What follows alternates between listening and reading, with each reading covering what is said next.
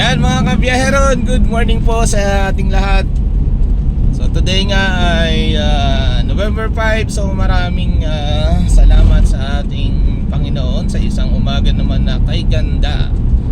So ngayon ay babiyahe tayo papasok sa trabaho. Habang walang gala si biyaheron tayo.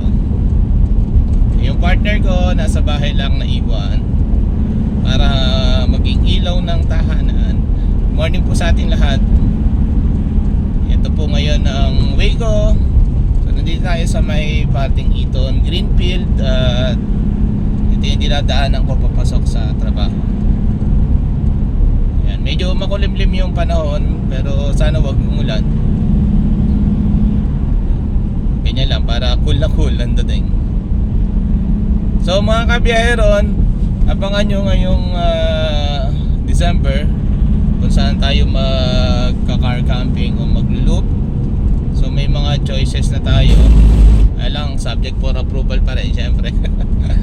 Consider din natin yung mga magagastos pero hindi naman ganong kalakihan siguro. Sa pagkain wala namang problema dahil marami namang pwedeng baunin. Saka mas tipid kung magluluto. So kompleto naman tayo sa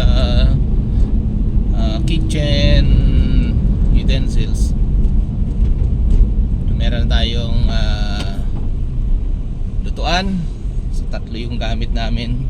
Pero ngayon dalawa lang ginagamit namin. Tapos may ihawan. May bagong binili si Mrs. At saka upuan.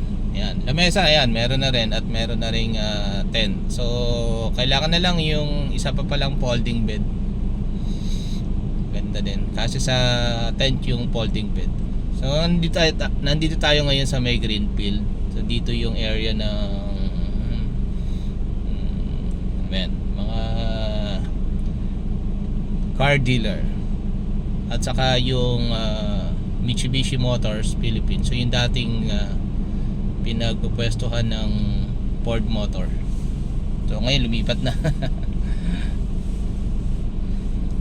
And shoutout dun sa mga kaibigan natin dyan, sa mga influencer natin dyan, para tayo magkaroon ng idea paano ba mag-camp sa isang area.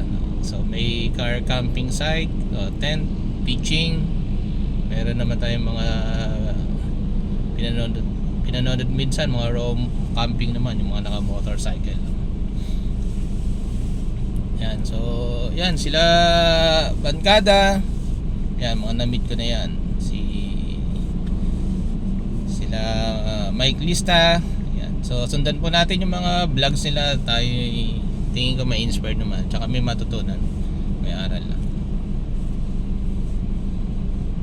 Yan, medyo stop tayo dahil traffic. May traffic light. So yan, 20 seconds. Daming pa. So last year nag-ano tayo, North Loop. So 5 days.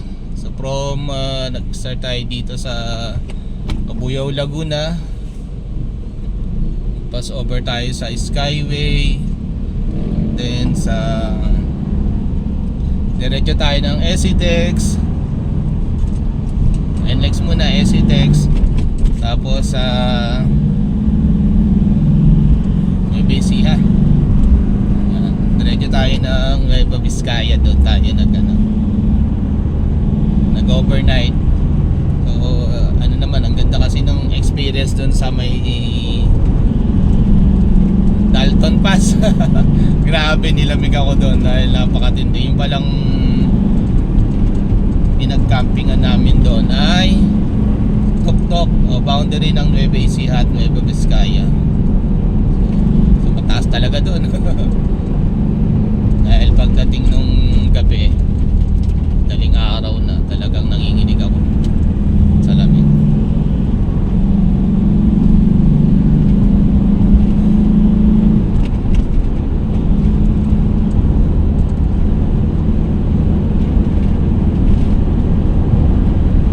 Yan mga kabiyaran, sana ma-enjoy nyo rin yung aking dinadaanan at maluwag siya.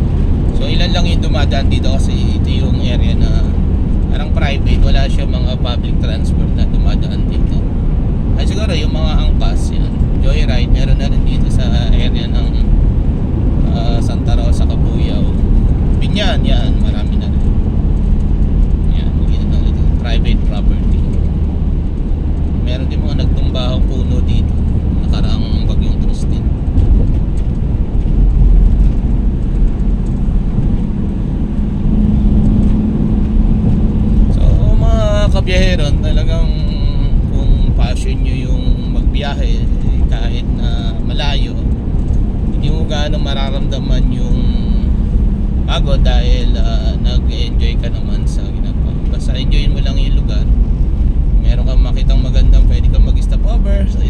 hour lang. And then chika-chika sa mga locals para makakuha ng impormasyon, mga lokal. Yan. So isa sa gusto namin ma-achieve din, o yung isang goal namin, yung makapag Philippine loop. Kaya lang medyo kailangan natin mag-ipon dahil at saka yung siguro minimum 30 days mabilisan yun, pero hindi naman natin gagawing ganun lang mabilis. So kailangan natin ng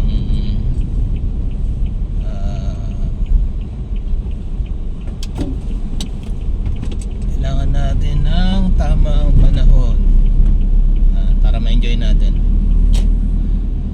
Ito ngayon, papasok na po tayo sa Gate 4 ng Laguna Technopark, kung saan po ako nag-work. So for your information, working po tayo sa isang company dito na gumagawa ng piyesa ng sasakyan na tinatapakan para umandar. So yun po yung mga pedal, yung brake at saka clutch ng sasakyan. So yung mismong pedalasi tawag namin yan. So mostly mga Honda cars yung ginagamit namin, and then yung ibang automotive industry, dito supply din kami. At saka yung pang suspension parts, ang ilalim, no?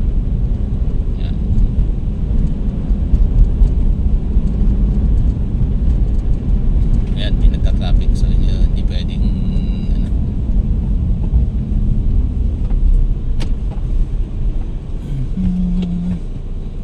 so, sunod lang tayo sa traffic flow dahil nanguhuli din sila dito.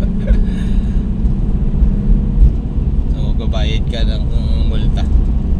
So ano ba yung mga traffic violation dito karaniwan? Yan, mayroong speeding. O yan, siguro mabilis to na tempoan ng nag-speed. Kaya dapat ingat lang talaga.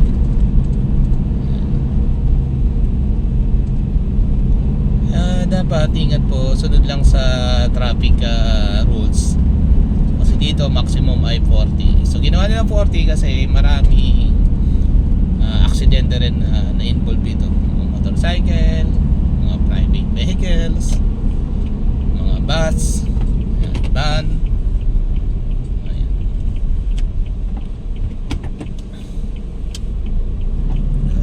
Dito tayo, liliko tayo. Ito yung likod ng Toshiba.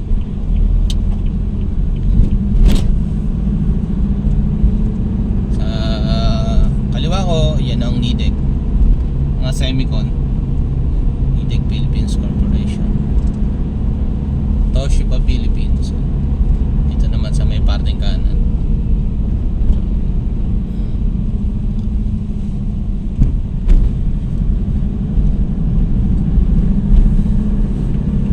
Ayan, 7:08 late na.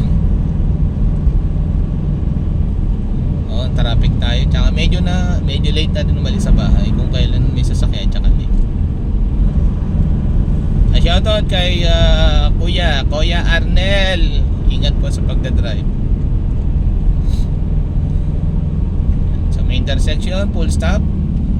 Dito sa Technopark merong pinatutupad na first stop, first to go, strictly enforced. So ibig sabihin, kung sino yung unang dumating doon sa intersection, hihinto siya at siya rin yung unang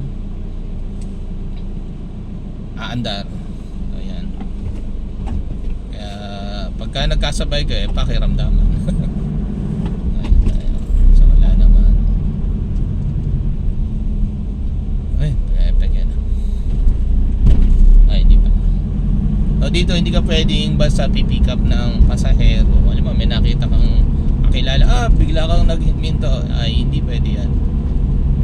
Okay lang kung walang bantay, pero all around the area ay may CCTV. Yan.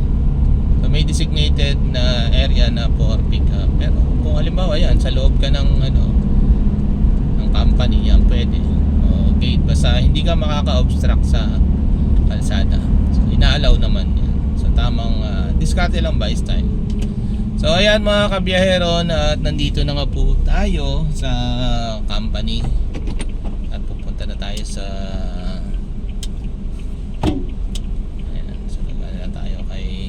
Guard. At shoutout dyan kay yan ang aming magiting na manager, Sisling Halo Halo. Sir Don. Ayan, dito tayo sana. Magpapark na po tayo. Ayan, at kita ang ulam.